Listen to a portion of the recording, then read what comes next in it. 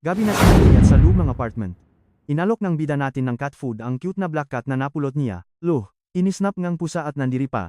Shook ang main karakter natin kung bakit ayaw sa libreng grasya ang isang stray. Sa utak ng kuting, inisip niya kung gaano ka-harsh ang buhay sa labas. Dahil sa reaksyon nito, biglang nakaidea si kuya. May nuggets siya bigla, kaya kumaripas siya ng takbo papuntang kusina at iniwan ang pusa. Grabe ang hiwa niya sa gulay, parang ninja. Parang masterchef kung magluto, kaya sunod-sunod ang paglabas ng cooking points niya. Pagkatapos, hinainan niya ng kanin na may pork at bell peppers ang malit na boseng. Boom! Nagbago ang ihip ng hangin. Naglawi agad ang pusa pagkakita sa pagkain. Tumpa ang hula ang bida natin. Ang kuting na ito ay isang tao na naging pusa, at ang salarin sa magic na ito ay ang golden bracelet sa buntot. Biglang may umilaw na system screen, tapos na raw ang divine absorption. Nagtanong ang system kung bet niyang i-activate ang bagong ability, at syempre, hindi na pinag-isipan yan. Ngiting wagi ang bida natin sabay accept sa bagong skill ng walang kaba-kaba. Sumabog ang golden light at success do ang activation. Pumasok ang liwanag sa palad ng 18 bida. Sabi ng system screen. May dalawang buhay na siya dahil sa passive ability na ito. Gulat si kuya na pwede siyang mabuhay ulit sa loop ng 7 araw, at 3 buwan lang ang cooldown. Astig na astig siya sa skill at na-excite sa active mode nito. Pero nakalok pa ito at kailangan ng mas maraming divinity para maunlock. Balak pa sana niyang higupin ang divinity habang lumalamon ang pusa, kaya lumabas ang dark aura niya. Pero nung tiningnan niya ng maigi, ang daming paklat ng kuting. Na guilty ang bida natin, ang sama naman niya kung nanakawan pa niya ng power ang kawawang pusa, kaya naisip niyang humanap ng ibang paraan at hinimas ang pusang busok. Masayang niyaw nito, kaya hindi na niya maywang mag-isa ang kuting. Nagdesisyon siyang lumabas para maganap ng clues sa divinity, at hinayaan muna ang pusa. Pagsara ng pinto, naiwan ang kuting sa apartment. Biglang nagseryoso ang pusa at umilaw ang green na mata nito. Samantala, nakatayo sa living room ang pusa na parang may malalim na misyon. Silipin naman natin ang outer ring, isang kalyang medyo squammy. Sobrang hirap makapasok sa inner ring mula dito. At kahit makalusot ka, ubos naman ang yaman ng pamilya mo sa sobrang mahal ng entrance fee. Pero may alam na secret shortcut ang ating bida. Naniniwala siyang ang pagiging martial artist ang sagot sa lahat ng problema niya. Biglang sumigaw si Abidabatbat. Nakasimangot na lumingon ang bida natin para alamin ang gulo. Pinagbabantaan siya ng kalbo at ng tropa nito dahil pumoporma siya sa target ng boss nila. Nagtaka si Jingli kung sino yon, nang biglang may batong lumipat mula sa malayo at sinapul ang isa sa mga goons. Shock ang iba dahil hindi nila nakita ang nangyari. Ilang saglit pa, may tumilapon na namang gun na sapul sa mukha. Tulok agad si kuya. Mayabang na nagjuggling ng mabato si Shujing para inisin sila. Yumilaw ng blue ang mata niya nang ay activate ang marksmanship skill. Nakita ng leader ang bagsak niyang tropa at inaming may ibubuga rin itong si Shujing. Pero kulang pa raw yun. Sabay labas ng Blue Dragon Aura. Relax lang na pinanood ng bida natin ang paparating na suntok. Easy dodge para kay Shujing, at sumabog ang lupa sa suntok ng kalaban. Shock si kuya, martial arts ba daw yun? Bilip na bilip siyang pinuri ang bilis ng pag-iwas ng ating bida. Nuggets ng bida natin na marunong ng martial arts si Pugwang? E di mas madali, kaya pinasukan niya ito en information kundi tapos ang boxing. Na matigas ang kalaban, kaya ayon, tumilapon sa paddle. Basak ang mukha ni kuya kaya sumuko agad at amin na raw siya sa lahat. Natatawa si Shujing. Akala niya astig. Yun pala isang galawan lang ang alamat nuggets agad ito ni Shujing. Beast mode ang leader dahil nauto siya ng ganun lang kabilis. Umandar ang fighting skill ng system, at mas tumalas ang aim ni Shujing. Nababasa pa niya ang suntok. Sa takot, nagmakawa ang bully na wag na siyang bagbugin. Gamit ang red eyes niya, tinanong ng bida kung ano yung moves niya kanina. Paliwanag ng kalaban, hindi daw yung basta moves kundi inner force na nag-ipon ng energy sa katawan. Gustong malaman ni Shujing paano ito ay trend, kaso nagmangmangan ang loko. Hindi umubra yun, kaya kwenelyuhan agad siya ni Shujing. Naalala tuloy niya yung chismis na iyakin daw tong lokong to. Sus, pataf guy lang pala. Sinampal tuloy ngang bida natin at binalaan. Kapag hindi siya nagtanda, asahan na niya ang matinding bugbog araw-araw. Pinagawa pa niyang 10 apology letter ang bully para basahin sa harap ng buong klase. Grabehan. Shook ang loko at akala bubugbugin ulit. Pro chill lang na pinakita ngang bida natin ang phone niya. Hiningi niya ang address ng dojo dahil hanggang ang bully mag-explain. Cut 2, astig na city lights sa gabi. Naglakad, ang gludi natang gamitang GPS and gam phone. Biglang nagpop up sa sistem ang sandamakmak na experience point. Music. Boom. Narealize niyang mas malaki ang bigay na experience points ng pakikipag, basag ulo kaysa sa ordinaryong workout lang. Narating din niya ang Golden Wind Dojo at gandang-ganda siya sa lugar. Pagpasok niya sa loop, nag-hello si Shujing, pero pinatahimik siya ng receptionist dahil nagtuturo pa daw ang master sa loob ng klase. Sumilip ang bida natin sa training hall. Astig, tinuturo ng master ang basic breathing techniques para ma-activate ang inner force. Biglang na-hype ng malala ang lodi natin. Ito mismo ang matagal na niyang gustong matutunan. Nagtanong siya kung pwedeng sumali. Kinilig naman ang receptionist dahil sobrang gwapo ang bida natin, kaya pumayak agad. Nagpasalamat ang Lodi natin at humanap ng pwesto. Nagmeditate siya, habang napaisip ang ate girl kung kakayanin ba niya, inutos sa Neji Master na uminga ng malalim, punuin ang baga, at pigilin ang paghinga ng matagal. Halos mamatay-matay sa hirap ang mga estudyante. Namumula na parang kamatis ang mga mukha nila, kahit yung star student, sumuko rin. Dismayado tuloy si ate girl habang seryosong tumayo ang master. Nagulat ang receptionist at humingi ng extension para humanap ng talentado. Dedma ang master dahil chill pa rin ang bida natin. Ramdam gang bida natin ang hirap at matinding oksigen na kailangan para sa training na ito. Eksakto sa pakaubos ng oras, isang astig na asul na enerhiya ang umikot at sumabog sa loob niya. Pagbuga niya ng hininga, basang-basa siya ng pawis. Boom! Inannounce ng system na activated na ang inner force niya. Tinanong ng master kung okay lang ba siya. Sagot ng bida natin, sobrang sarap sa pakiramdam habang balot ng asul na aura. Sobrang nahay pang master at tinalok agad ang Lodi natin na sumali sa doyo. Pero biglang may nakakasilaw na pulang ilaw sa bintana. Isang halimaw ang umatake sa nakmameditaten na estudyante. Isang dambuhalang gamu-gamu ang sumipsip ang dugo ang biktima. Shook at takot na takot ang lahat. Inutos ang master kay Manager Jung na pakalmahin ang lahat habang tumatakas. Naglabas ang matutulis ng ngipin ang pulang matang halimaw. Susugurin sa ng halimaw ang natulalang si Manager Jang. Pero malakidlat na tumalon ang bida natin para iligtas siya. Sinalag niya ito kaya sabay silang bumaksak. Nagpasalamat at kinilig si manager, sabay bigay ng system ng 20 charm points. Naalala ni Shujing ang inner force at humarap sa halimaw, ready na para lumaban. Perfect timing daw ito para i-test ang bagong powers, kaya inipon ng Lodi natin ang enerhiya sa kamao. Music, mabilis lumipat ang halimaw palapit sa kanya, handang-handa na umatake. Walang paligoy-ligoy, napakawala si Shujing ang isang solid at naliliyap na suntok sa gitna ng halimaw. Sumabog ang enerhiya at nagliwanag ang buong dojo sa lakas ng impact. Naisip ng bida natin, kasing kunat ba ito ng ipis? Kung ganun nga, alam na niya ang gagawin para tapusin ang laban. Buhos lahat ng lakas sa isang matinding atake.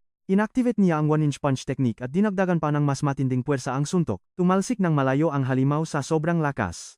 Boom! Sumabog ito at naging pirapiraso sa sahig. Nakpakpag lang ng balikat ang Lodi natin at sinabing ang hinapala nun. Manghang-mangha ang manager habang alalang-alala ang master sa kanya. Pero teka, nakatayo pa rin at nakadikit sa sahig ang isa sa mga binti nga halimaw. Nag-regenerate at lumaki pa ang epal na monster. Ngumiti lang si Shujing, same result lang din daw kahit paulit-ulit pa. Inipon niya ulit ang lahat ng enerhiyang mula sa chi meridians papunta sa kamao. Pero biglang umubong dugo ang bida natin, naguluhan siya. Nakakita ng opening ang halimaw at mabilis tumalon palapit sa kanya. Kinabahan ang Lodi natin. Baka na-overuse ang power. Biglang may asol na enerhiyang humiwa sa halimaw. Boom! Naging abo agad, nakatayo lang si Shujing, shook habang pinoproses ang nangyari. Isang boses ang nagpakilalang kapitan ng White Crow Squadron. Isang magandang babaeng puti ang buhok, ang Void Blade, inutos na lumikas ang lahat. Ngayon lang narinig ng bida natin ang grupo nila at napaisip kung ganito ba silang lahat kalakas. Napansin ng kapitan na napuruhan ni Shujing, na 17 pa lang, ang halimaw ng walang armas. Gwapo pa, kaya kailangang i-recruit. Iniabot ni Edgirl ang isang card. Set na ang meeting nila ngayong Sunday ng alas 5. Speechless ang bida natin habang hawak ang card. Nakasulat doon ang tagpuan. King Library, 7th floor. Paglabas nila, shook si dojo manager. Tinanong niya kung karilang ba talagang bida natin. Nasa na siyang dalhin sa ospital ang Lodi natin, pero tumanggi ito at nakpaalam. Excited si ate na bumalik siya bukas. Pero feeling ni dojo master, malabong mangyari yun. Habang palayo si bossing, napaisip si master sa lakas niya. Hindi pwedeng makulong ang ganitong open na newbie sa maliit na dojo. Bigla ring nakpop ang system points. Naisip tuloy ang gebida natin na walang defense ang pwedeng pumigil sa kanyang 1-inch punch. Gigil na siyang ma-feel ulit yung angas ng kinanaipon sa kanyang kamao. Kaso pag-try niya ulit, napa-epic drop fast siya at muntik pang mabulunan sa energy. Awit, naalala niyang pinagalitan siya ni Master sa maling paggamit na ki. Kaya minabuti niyang mag-chill muna. Tuluyan nang lumalim ang gabi sa tahimik na siyudad. Naglalakad siya sa eskinita habang iniisip ang mga sikreto ng mundo. Gena siyang pumunta sa takpuan ngayong weekend. Paglapit sa apartment, nak-check siya ng CCTV sa phone. Huli pero hindi kulong ang pusang itim na nakikialam sa computer niya. Agad siyang sumugot sa kwarto at kinorner ang pusa. Anong ginagawa mo diyan, Miming? Napamiyaw na lang si Mingming habang pinakpapawisan. Pakute pa, pero hindi uto-uto ang bida natin. Binalaan niya ang pusa na lagot ito paggising niya. Tapos boom. Biglang naamoy ng pusa ang matapang na amoy ng dugo mula kay Shujing. Narealisan niyang napaaway ng malala ang ating bida. Nilabas ng pusa ang kuko niya. Walang makakapanakit sa alaga niya. Tumalon siya sa dibdib ni Shujing at nakpanik. Anong nangyari sayo? Nakpakilala siyang Ningfang na, at shook ang bida natin dahil nagsasalita talaga siya. Antok na sinabi ngang bida natin na alam niyang tao ang pusa. Nakatulog ulit siya kaya nakpanik si Miming. Pilit siyang ginigising para malaman ang tsika. Kinaumagahan, sumikat na ang araw sa bintana ng apartment niya, dahil sa kanyang resurrection ability. Gumising si Shujing na parang bagong tao. Habang kumakain, tinanong ni Ningfang na kung may tinalo ba siyang monster kaya siya napuruhan. Na-note lang ng chill si Shujing. Napaisip ang pusa kasi wala pa siyang nababalita ang monster invasion sa city nila. Ang cute, kinamot lang ni Shujing ang ulo ni Miming. Nag-thank you ang bida natin sa pusa at nakangiti siyang tinawag na. Super nag-blush at kinilig si Miming sa cute na nickname. Gusto niyang tawaging sect leader lord pero inasar lang siya ng bida natin. Pinakita ni Shujing ang phone niya at tinanong kung anong ginagawa nito sa computer. Shocked at super takot si Ningfang na at hindi na makapagsalita. Pasok ang music. Pinaliwanag ni Ningfang na ang zingzing sa buntot niya ay isang divine relic kaya nak-research siya sa internet tungkol dito. Pagkarinig dito, hinawakan ng bida natin ang buntot ng pusa at kinonfirm na isa nga itong secret item. Naalala niya, 287 taon na ang nakalipas nang mamatay ang isang Diyos at naging powerful relics ito. Akala ng main character natin sa Legends lang may ganito, pero ngayon legit na nasa harapan na niya ang isang OP na item. Seryosong nuggets ng bida natin kung bakit kayang mag-absorb ng object na ito ng sobrang daming divinity. Pero nainis ang pusa sa higpit ng hawak sa buntot niya at nagreklamo kung hanggang kailan balak ng tao na hawakan ito. Napatihim na lang ang bida para makpakul at tinanong kung naghahanap ba ang pusa ng instruction manual sa net. Pero dinito demek si Ningfang na at set boy na sinabing gusto lang talaga niyang matanggal ang sing-sing sa katawan niya. Dito na nag-story time sila tungkol sa Dragon Sect, ang pinakamalaking gang sa buong city ngang tuning noong araw. Sila ang bossing doon, pero dahil super bilis nilang lumakas, naging target tuloy sila nga matinding inggit mula sa mga kalaban nilang gangs. Doon na nga siya naambos sa sariling bahay. Sinuwatan ng sumpa, boom, naging pusa ang lolo mo.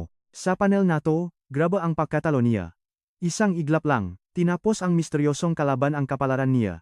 Pagkatakas niya, wali na, sakop na ang sekta niya, at siya, stuck sa pagiging cute pero weak na fur baby. Pero wait lang, pagbalik niya sa pagiging tao, gigil na nangako ang pusa.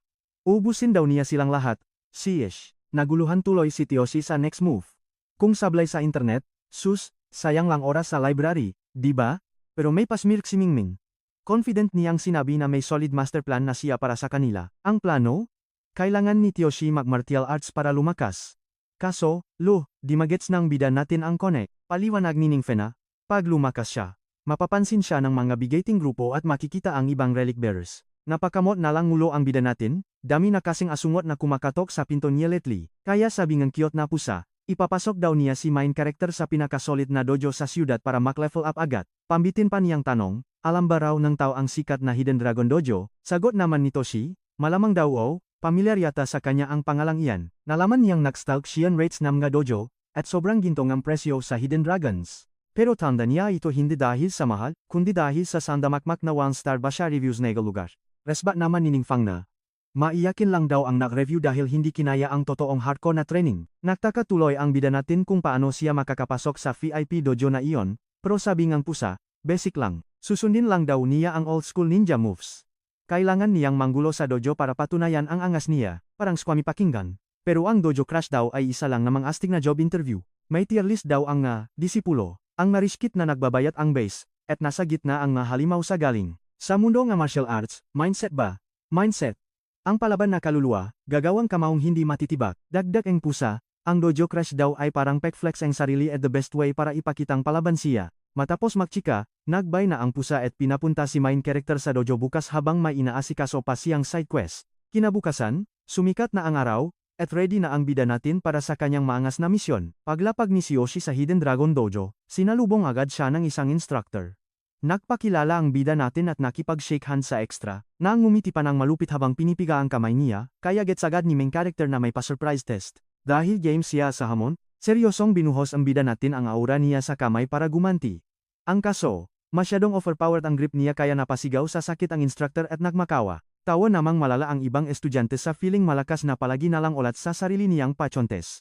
Biglang may sumigaw, paparating na raw ang grandmaster ng dojo kasama ang pinakamalulupit niyang disipulo. Pinangungunahan ng boss na si Ming Bosong ang tropa nila Li, Ju Shening, Minggyo, at Chen Fuguang. Nakakandong sa master si Ningfang na, kaya shock si Yoshi kung anong ginagawa ng pusa doon. Sumigaw ang master na tumahimik ang lahat, at biglang naging sementeryo ang buong hall. Lumapit siya gamit ang wheelchair at tinanong kung si Toshi ba ang batang manggugulo sana sa dojo. Naman ang bida natin at taas noong hinarap ang master ng walang halong kaba. Ang tagal na raw simula nang may nagangas na manggulo sa dojo niya, kaya hinamon niya ang bata kung may ibubuga ba ito. Napakamot ulo si Toshi sabay check ng stats panel niya, at nakitang low level na patatas pa rin ang combat skills niya, kaya naksuggest ang matanda ang Q&A portion, na magalang namang sinakyan ng eting bida, tinanong ang pangalan, si Yoshi, 17 ang edad, at saan nakatira kasama ang parents. Mas lalong naging weird ang tanungan, feeling tuloy ni main character na sa pamamanhikan siya, tumawa ng malakas ang master at sinabing para sa future manugang niya, kailangan talaga ng matinding background check. Nagatingginan na lang si main character at ang pusa, parehong loading at hindi magets ang plot twist. Sumingit ang isang babaeng disipulo, kailangan daw muna nilang max paring para malaman kung deserve niya ang pwesto. Nag-volunteer ang ate girl sa laban sabay ngiting banta na hindi niya masyadong sasaktan si main character. Pumorma ng fighting stance si Yoshi at sinabing game na siya kahit anong oras gusto nito. Naloka ang ibang estudyante na mismong senior sister pa nila ang lalaban. Sabi ngang isang extra, gege na raw ang bida natin at tapos na ang maliligayang araw niya, naasar naman ang pusa at naisip, bakit may pa-fight scene pa nag-usap na nga tungkol sa kasal. Bilis kidlat na sumugot ang babay at binalaan ang bida natin na salagin ang malupit niyang atake. Nang makita ang deadly na atake, napasigaw ng wagas siningfang na sa pangalan ni Yoshi. Sabi activate ng skill ang babay at matinding sumaga sa palapit kay main character. Pero sus, iniwasan lang ng bida natin ang suntok na parang naglalaro lang. Tapos, sa isang maangas na galaw, sinalo niya ang pulso ang babay at kinansela ang atake nito. Gamit ang sariling buwelo ang kalaban, walang kahirap-hirap niyang hinagis ang babay sa era. Bagsak sa sahig ang ate mo girl. Hilong-talilong at hindi maproses kung paano siya na one-hit delete. Nanganga ang ibang disipulo sa solid na vision at footwork ni main character. Tawang tagumpay naman ang master at pinuri ang pusa dahil nakahuli itong SSR na talento para sa dojo. Inosenteng nagtanong si Toshi kung pasok ba ang dojo crash niya, habang nagpa-pop up na ang system rewards niya, dahil natalo niya si Yushaning ng walang proper training. Auto-qualified agad siya bilang direct disciple. Abot tengang ngitingang matanda at sinabing oras na para mak-level up ang tawagan nila. Utang ang bida natin, naglalak pa rin sa damingang nangyayari, nagbuwang ating lodi at bumati. Boom! Siya na ngayon ang pang-pitong junior brother ng Doho. Nagpakilala si Waning bilang pang-anim natin niya, sabay warning na wag lumaki ang ulo. Nag-thank you ang bida natin, at na-realize na bago siya dumating, itong siat girl pala ang baby ng tropa. Tinawag siya ng isang ate girl na yang Master Toshi at niyayang tapusin na ang mga admission papers niya. Paliwanag ni Master. Pasok na siya sa inner circle.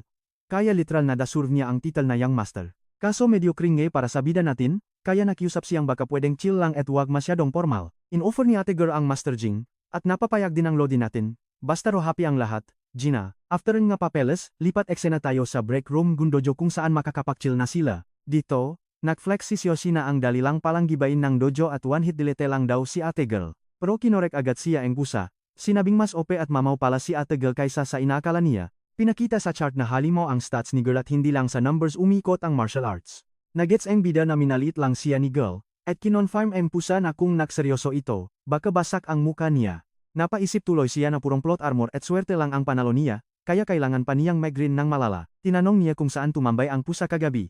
Sagot nito, binisita daw niya si Lolo Ali para i-secure ang pwesto nila. Siniwalat ng pusa na muntik na maagaw nitong lololi ang jowa ng sarili niyang lolo nun, na ikinalokan ng bida natin. Bumalik si Edgirl at inabutan siya ng ID card para sa dojo, sabay tunong ng system na nagbigay ng extra charm points. Kinabukasan, napachismis ang isang student na magdamag daw nag-grind at nag-training ang baguhan ng walang preno. Makikita ang bida natin na pawisang nagpapakamamaw, habang nag-level up ang inner strength niya sa system screen. Chinir siya ni Master na ipush pa ng konti habang humahakot siya ng sandamakmak na inner strength points. Todo bigay siya sa limit para hindi masayang ang grind, at panay ang pop-up ng inner strength points sa system. Boom!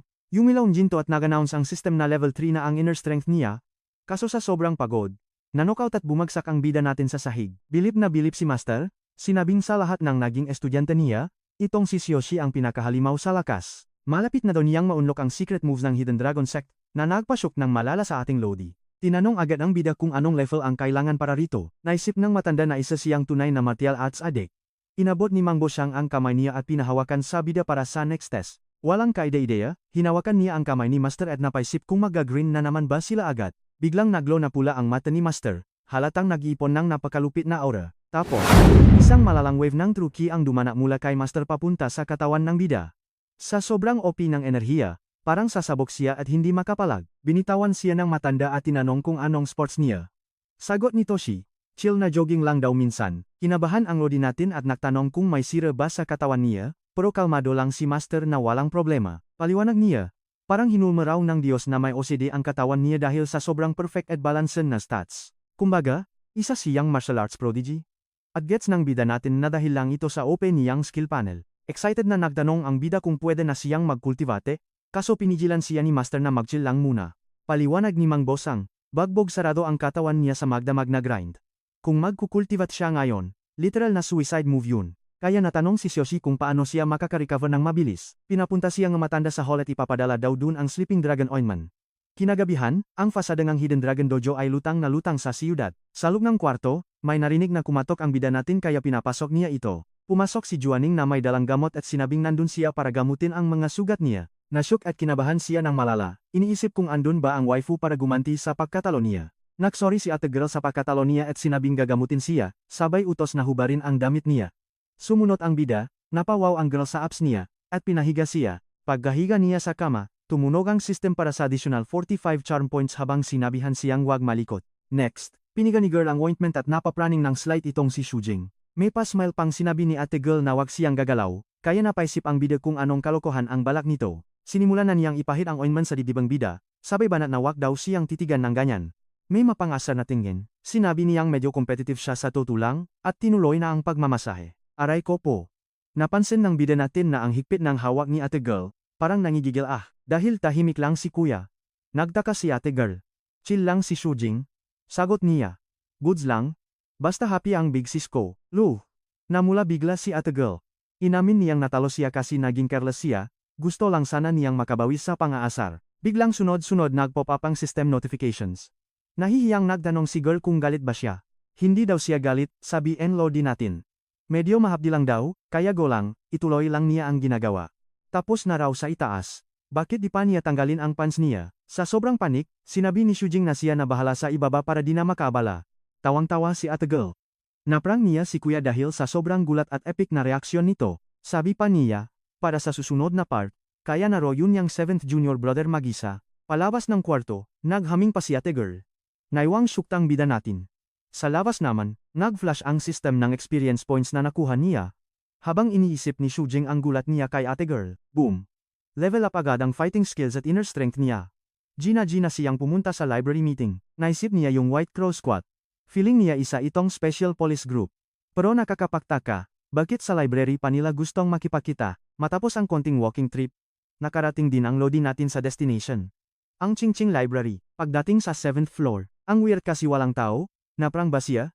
Biglang may tumawag sa kanya, at napalingon agad ang ating bida, nagpakilala ang isang blonde as Wu Yuking.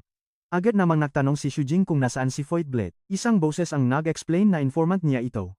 Dahil private referral daw, bawal sila mag-meet sa police station, sabi nung blonde, nung una may doubt siya. Pero nung makita niya si Lodi in person, approve na daw agad. Naupo ang babae, sabay alok sa bida natin na sumali sa organization nila. Umupo si Shujing at nagtanong kung anong catch. Ngumiti ang blonde at tinanong kung bet ba niyang malaman ang tungkol sa Divine Relics. Shook to the bone si Shujing. Paano nalaman ni Ed Girl ang sikreto niya? Ngumiti si ate girl, tama daw ang hula niya. Tinanong kung paano niya nalaman. Tahimik lang ang bida natin, sobrang suspicious na.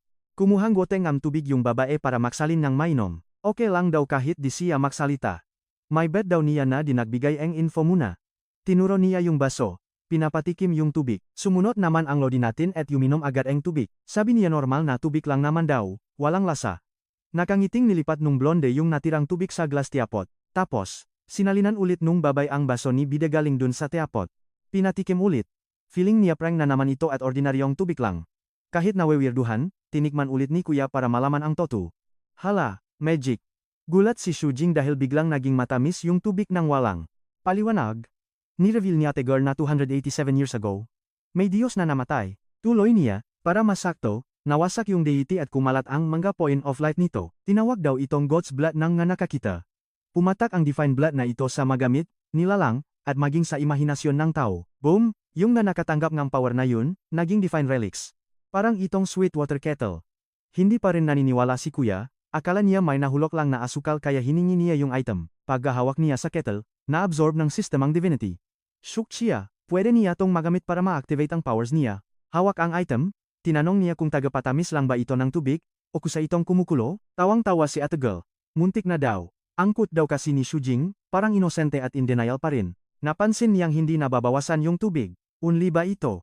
Napatango ang blonde, napuri pa ang pagiging genius ng bida natin. Sa nakuha niyang points, sapat na ito para ma-activate ang ability niya. Sabi nung girl, bilang star student, gets na dapat niya yan. Kuminang ang mata ang Lodi natin. Nagets niyang binabaling item na ito ang normal laws ang mundo, parang perpetual motion machine. May connect ba ang energy ng buong city dito? Wag daw overthinker. Ganyan daw talaga ang relics. Napatanong tuloy ang bida natin kung bakit niya ni-reveal lahat ng ito. Alam daw niyang tumalo ng monster ang bida natin 3 days ago.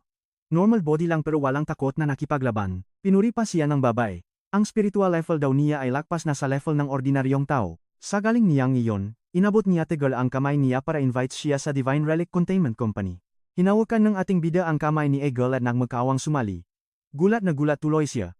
Sisigaw pa siyang susundin niya lahat ng utos, makapasok lang sa solid na trabahong yon, naisip ni Shujing.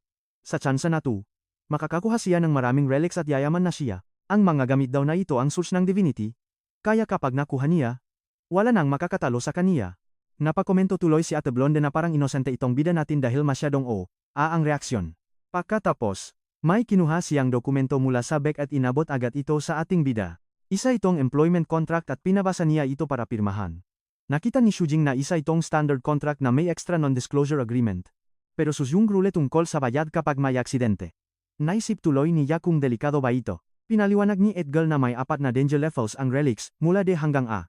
Nagtanong si bida sa A level, at gobyerno raw ang bahala rito. Kasosus pa rin si Shujing. Bakit daw siya ang pinili hindi naman sila makakilala? May ngiting misteryoso si Blonde at sinabing malis siya ang inisip. Binunyag niya na hindi raw si bida ang lumapit sa relic, kundi ang relic ang lumapit sa kaniya. Litong-lito ang bida natin sa revelasyong ito at napatanong kung anong ibig niyang sabihin. Pinaliwanag niya na ang mga divine items ay may sariling isip. Kaya naman kusang lumalapit ang mga relic sa mga taong nakakaakit sa kanila, at sa mga tao, may isang uri na nakakatrak sa mga ito, at isa raw siya run. Seryosong tinuro ng babae ang ating main character. Parehas daw sila ang kondisyon, kaya malaking sahot ang inalok nila para patunayan na seryoso sila. Pagbasa sa kontrata, nakita ni Shujing ang sahot na 200,000. Gets na niya kung bakit. Nakunwari siyang walang paki sa pera at sinabing trip niya lang talaga ang relic sabay pirma. Nakangiti niyang inabot ang kontrata at sinabing alagaan sana siya nito. Kinuha ni ate ang papel, sigurado raw magiging solid ang tandem nila. Pagkatapos ay nakpalam at yumalis na siya. Naisip tuloy ng bida natin, wala na siyang time sa school dahil sa dojo at trabaho. Kaya nag-text siya sa tropa na sabihin sa school na may matindi siyang sakit at nakahiga lang. Naisip ni Shujing na pinaka-importante ngayon ang magpa-level up para may chance pa siyang makauwi. Kaya naman, tinest niya ang kaniyang bagong active skill at tinawag ang kaniyang system na Aban. Pinakita ng system na pwede nang i-activate ang skill. At syempre, gora agad ang ating bida, biglang lumabas ang mga enhancement options. At nalaman niyang pwede niyang doblehin ang isa sa kaniyang abilities. Ekis muna ang defense dahil may resurrection armor siya, pati na rin strength kasi nagfo-focus siya sa aim. Kaya movement speed ang pinili niya para matest ang skill. Tumingin siya sa lamppost na 100 metro ang layo para ay timer ang sarili. Sabay kumaripas siya ng takbo ng sobrang bilis sa kalsada para makuha ang unang oras. Sakto lakpas 10 segundo ang nakuha niya, na sobrang lupit na para sa ganong layo. Pwede na raw ang result, kaya nag-ready na siyang tumakbo pabalik sabay activate ng kaniyang skill. Pumosisyon siya ng maayos at inactivate ang twin life. Binalot siya ng gintong liwanag, at humataw ulit ng tumakbo ang bida natin. Sa sobrang bilis niya, parang gintong kidlat na lang siyang dumaan sa kalsada. Nanlaki ang mata niya nang makitang 5 segundo lang yon, kalahati lang ng nauna. Naisip ngang bida na madali lang namang improve ang 20 hanggang 12 segundo. Konting hard training lang makuha na yon. Pero pagkatapos, bawat patak ng segundo ay kailangan ng mas matinding effort, talent, at resources. Sa close combat kung saan bawal magkamali, perfect ang skill na tupang surprise sa kalaban. Kapag knock-down ang quill na ito, walang sinuman ang makakahula sa bilis na kayang basagin ang mismong logic. Naisip ni Shujing, sa advantage na to, isang sipa lang, tulog agad ang kalaban. Ngumiti siya ng malupit kasi defined skill nga talaga ito na walang limitasyon. Ganadong-ganado, tinespa niya ito ng ilang beses habang mainit pa ang katawan. Kaso na trip siya nang makitang may cooldown ang skill, kaya nagreklamo agad siya sa system. 20 segundo pa lang pala ang lumipas, kaya kailangan niya pala itong tipirin. Hindi na raw available ang skill at wala siyang idea kung kailan ito pwedeng gamitin ulit. Dahil wala na siyang magagawa, napadesisyonan niyang mas magandang umuwi na lang muna at magpahinga. Gabi na nang makauwi ang bida natin, laspak ang buong katawan. Gusto na lang niyang maligo at humilata sa kama, kaso, biglang pumasok sa utak niya. May hard carry training pa pala siya sa dojo kinabukasan, dahil sa sobrang pagod, na-knockout si Shujing sa hallway. Hindi na umabot sa pinto. Pagising niya, lutang at loading pa rin ang utak niya. Nang silipin niya ang phone niya, boom! 6:30 ng umaga, 6 na oras siyang tulog. Napakamot na lang siya ng ulo, ba't ba sa lapak siya natulog imbes na sa malambot niyang kama? Chinek niya ang skill cooldown ng system. 1 segundong gamit, May 1,000 segundong cooldown. Ang lala, biglang tumunog ang phone niya. Message galing kay ate, hinahanap na siya para sa training. Lagot na, taranta mo doon. Late na ang bida natin kaya kumaripas na siya ang takbo palabas ang building, matapos ang matinding marathon sa kalsada.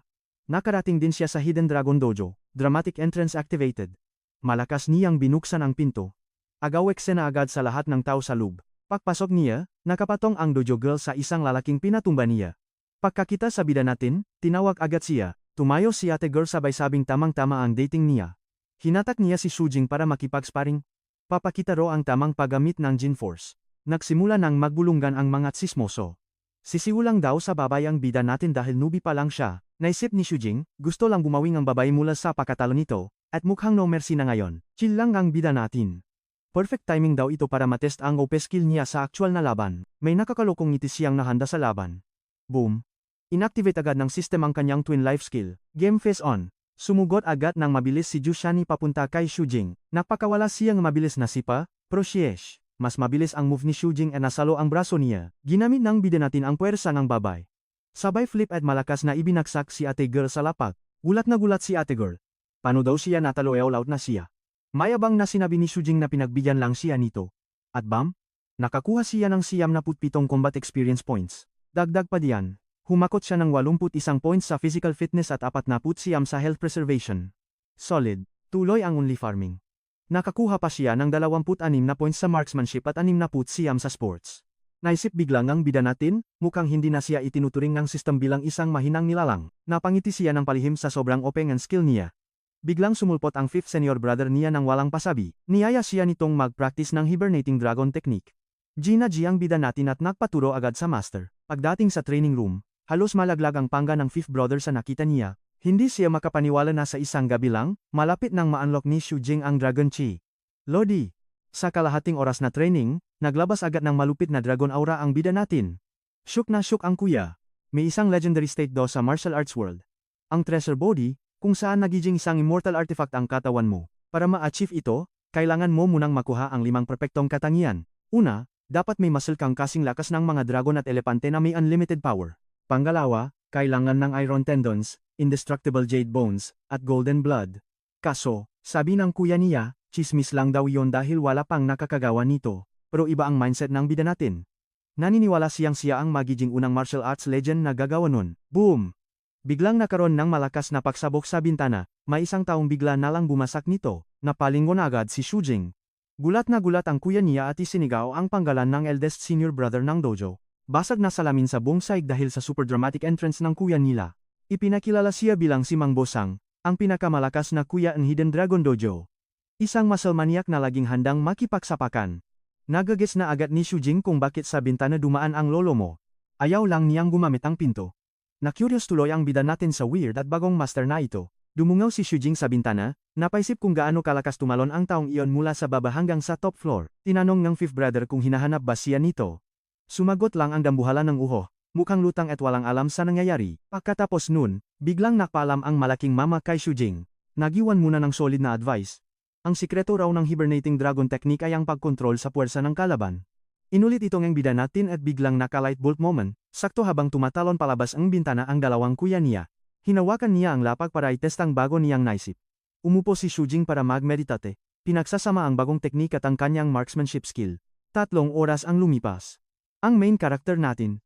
Grabe ang focus sa pagpapakalakas. Tuloy ang meditation at malalim na pahinga. Naka-focus si Shujing at iniba ang daloy ng kanyang ki. Sa sobrang naipong enerhiya, nilabas niya ang bagong skill. Boom! Isang malupit na pagsabog sa loop ng kwarto. Shook ang lolo mo, di niya inexpect na ganun kalakas. Bigla ba namang may pumasok na pumapalakpak? Dumating pala ang master kasama si Jushanon.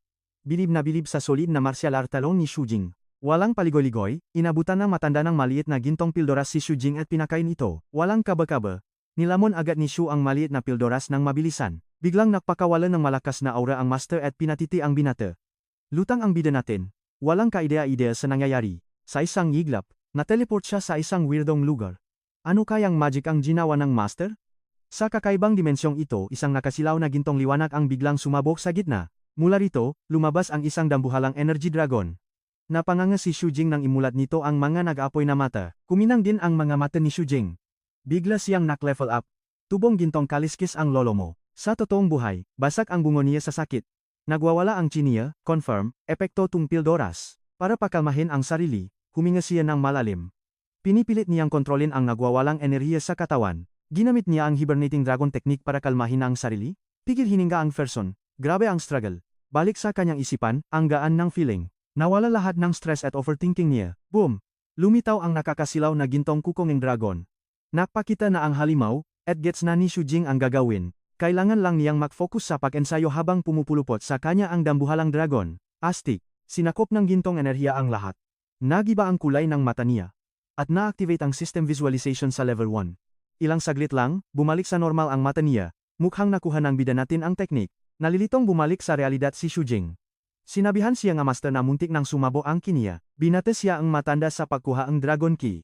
Naguluhan si Shujing, kaya pinaliwanag ng master na emosyon lang daw ito. Parang yung adrenaline rush kapag gigil ka. O kaya pag nasa patayan mode ka na. Solid, di ba? Ang pagpapalabas ng emosyon ay ching ng paggalaw, tapos ang pagkontrol dito ay ching ng katahimikan. Pinaksama yan ni Shujing, gotian na siya. Nahype tuloy ang bida natin at nagtanong kung paano mag-ensayo, pero ngumiti lang ang master at sinabing, nakuha ng bata natin ang tunay na sikreto, lutang pa rin si Shu sa sagot. Pinag-isipan niyang mabuti ang ibig sabihin ng matanda. Naalala niya yung peace of mind nung nagmemeditate siya. Biglang may umilaw sa utak niya, gets niya na. Bumalik lahat ng alala sa past life niya. Kahit mahirap na math problems, basic na lang sa kanya ngayon. Na-realize niyang naging genius siya. Pero sabi ng master, umpisa pa lang daw yan, sheesh. Plus, tinasya madaling matriga, at grabe na ang imahinasyon niya. Kayang-kayang i-visualize ang dambuhalang dragon ng malinaw. Napaisip tuloy ang main character natin kung ito na nga ba ang totoong power ng visualization. Sabi ng master, tama na dagdag at tinawag si Chinga para lumaban. Ang lola mo, chill na nilalamon ang merienda, flex ng matanda, the best of the best ang movement control ni ate girl. Kahit tatay niya, tumba rito. Pahubad ng jacket si Shujing, nagdataka kung mas malakas ba ito sa ika-6 na senior sister niya. Confident si ate. Nang asar pa si Qingjio at niyayang sumugot siya. Sumugot si Shujing, pro bomb. Isang malupit na palm strike sa dibdib ang napalipat sa kanya, samantala, nakangiting nanunot ang master. Halatang halata raw ang galawang bata, shook si Shujing sa lakas, niya. Napatanong tuloy ang person, daig ba nito ang golden finger cheat niya? Si Qingjio naman, pinakpak lang ang kamay na parang GGSS, akala mo tapos na ang laban. Pero siyempre, bumangon ang bida natin, seryoso ang mata at nahamon ulit ng round 2. Gagawin daw niya ang lahat na moves para manalo ngayon, kahit gaano pa kadumi o kasama ang taktika niya.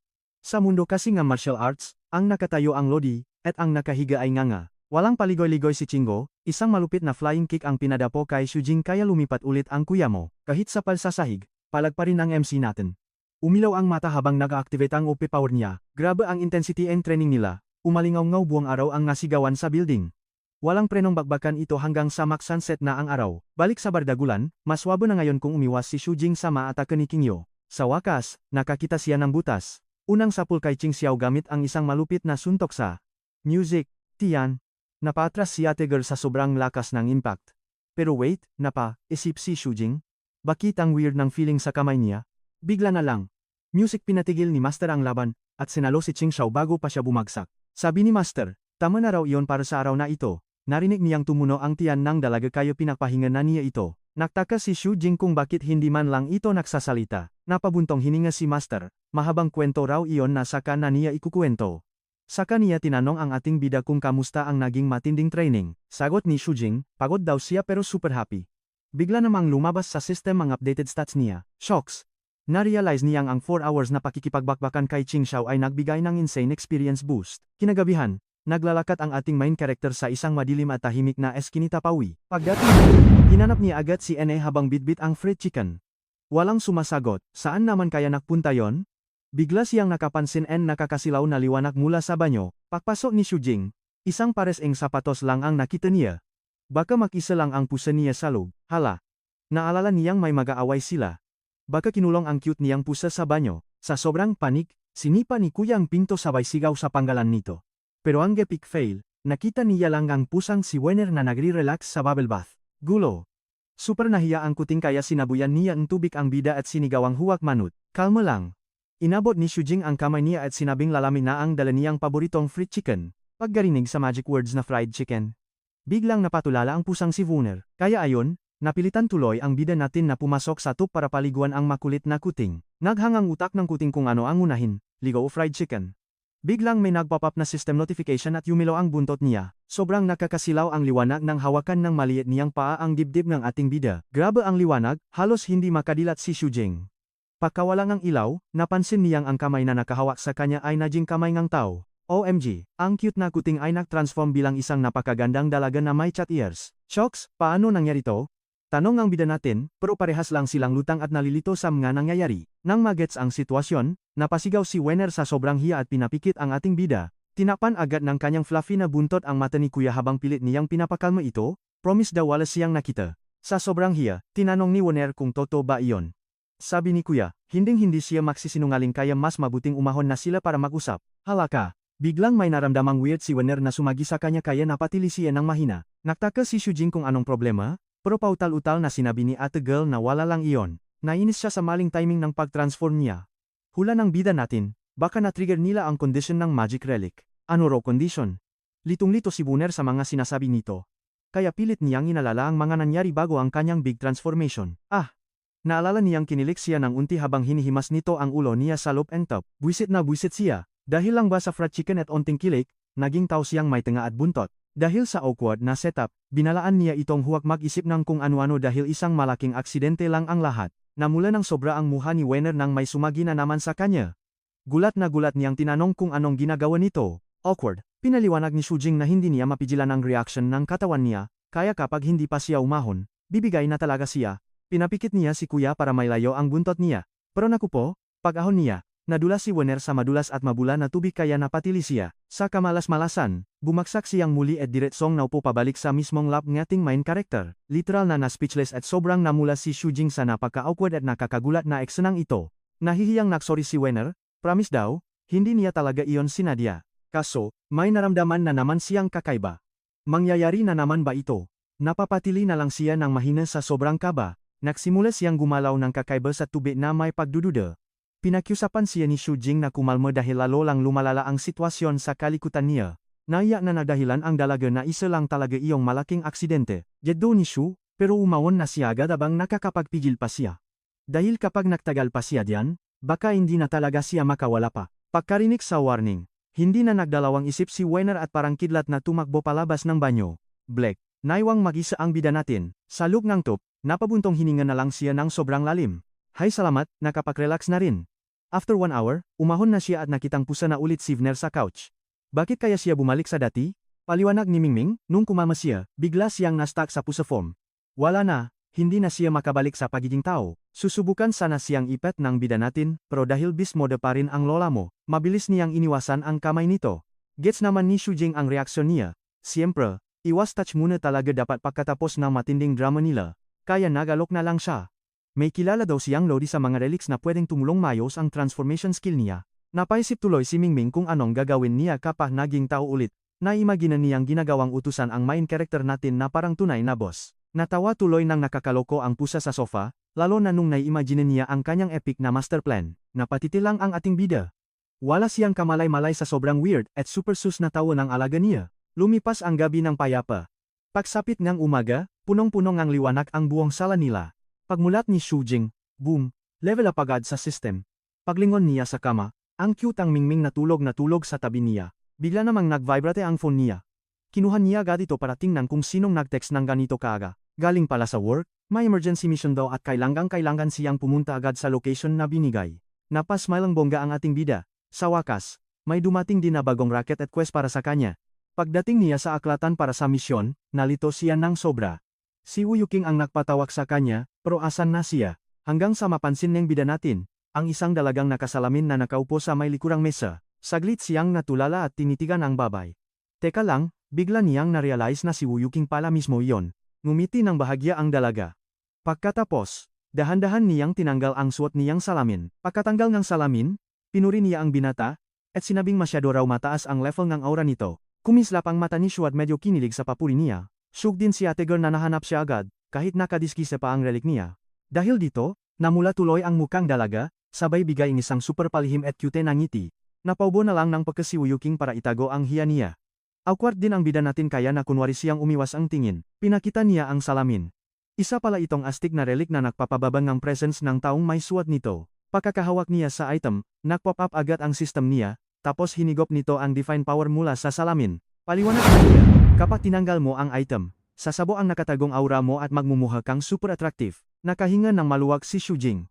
Akala niya naging manyak siya bigla, iyon pala ay solid na epekto lang ng salamin. Kaya naman bumalik siya sa sarili, at seryosong nagtanong tungkol sa misyong nabanggit sa text kanina. Inabutan siya ni Wu Yuking ng folder. Isa itong rank C mission. Target nila ang Crown of Glory, isang relic na nagpapalakas ng Wild Desires. Ang may hawak nito ay si Lu Huying, isang babaeng nawawala sa sarili kapag nakakita ng sobrang poging lalaki. Dahil sa sitwasyon, sinuot ng main character natin ang salamin. Shocks, na-realize niyang perfect item talaga ito para sa kanya. Pinuri naman ni Wu Yuking ang aura niya. Sabi pa nito, oras na tanggalin niya ang salamin. Sasabog ang utak ng target sa kilik. Madali niya nang makukuha ang corona, kaya sa kanya talaga binigay ang misyong ito. Medyo kinabahan tuloy ang bida natin. Bigla niyang nagets na gagawin pala siyang mabisang pain sa plano. Pero kahit ganun, naisip niyang perfect opportunity ito para mag-farm ng divine power mula sa dalawang relics. Ngumiti siya ng nakakaloko. Paano kaya kung suotin niya iyon ng 10 taon? Nakpose pa siya na parang Diyos, kaya nalito tuloy ang dalaga sa kanya. Pagbalik sa realidad, tinanong niya kung sa dalaga ba ang salamin. Pero sagot nito, hiniram niya lang daw pala ito. Gulat na gulat si Shujing may iba pa palang containment agencies na katulad ng sa kanila. Akala pa naman niya ay one of a kind sila. Pero paliwanag ng dalaga, may kanya-kanya daw silang special na gawain. Kinumpara pa niya ang trabaho nila sa pagiging glorified na tagawalis ang kalsada. Medyo naakwa tuloy si Shujing sa narinig. Ipinaliwanag ni Wu Yuking na libo-libo ang divine relic sa buong mundo. Pwede itong maging kahit ano, tulad ng kumikinang na ginto sa kamay. Kahit anong ordinaryong gamit ay pwedeng maging relic, katulad na lang isang gintong kopa sa kamay ng isang dalaga. Kaya sobrang delikado ng trabaho nila, kasi bigla na lang may lilitaw na relic. Nagtanong naman ang ating bida kung may partnership ba sila. Sagot niya, gobyerno daw ang nagpapa-outsource nito. Pero nagbabala rin siya na magingat sa ibang agencies. Dahil puro pera lang ang habol ng mga ito, nakuha agad ni Shujing ang punto niya. Tumango siya at ipinangakong mag-ingat siya sa paligid. Para maiba ang usapan, sinabi niyang gusto niyang ites ang epekto en salamin. Nagtaka naman ng husto ang dalaga. Tinanggal niya ang salamin na may ngiti, habang hinihigop ng system ang power nito. Boom! Bumilis agad ang tibok ng puso ng dalaga, habang nakatitik sa angas ng ating bida, may lumabas na charm notification sa system niya. Narealize tuloy ni Shujing na super lakas pala talaga ng epekto ng item na yon. Cut to a busy street muna tayo, kung saan may dumang yellow bus na chill lang. Sa lubang bus, nakaupo ang bida natin at nagbabasa ng mission file para sa prep niya. Ang target? Si Luing, isang 45 years old na laging tambay sa mga bar at club. Napansin ni Shujing na basic routine lang ito para sa isang underworld queenpin. Gamit ang power ng crown niya, nasakop na ni Ate Girl ang isang teritoryo at binuo ang Small Rose Gang. Simula nun, inaatake niya araw-araw ang mga kalalakihan para sipsipin ang vitality nila. Habang nangyayari iyon, mas lalong pinapatinding ang Crown of Glory ang desire ng feline natin. Kaya naman the more na uhaw siya, the more na lumalakas ang bonus ng abilities niya. Kung walang pipigil sa kanya, tuloy-tuloy lang na magle-level up ang power ng crown na parang walang bukas. Ang tanging solusyon, bawiin ang crown mula sa kanya para bumalik sa normal ang lahat ng ekos. Sa wakas, pagbaba ng South District, nag-adjust ng salamin ang bida natin ala anime character ready for action.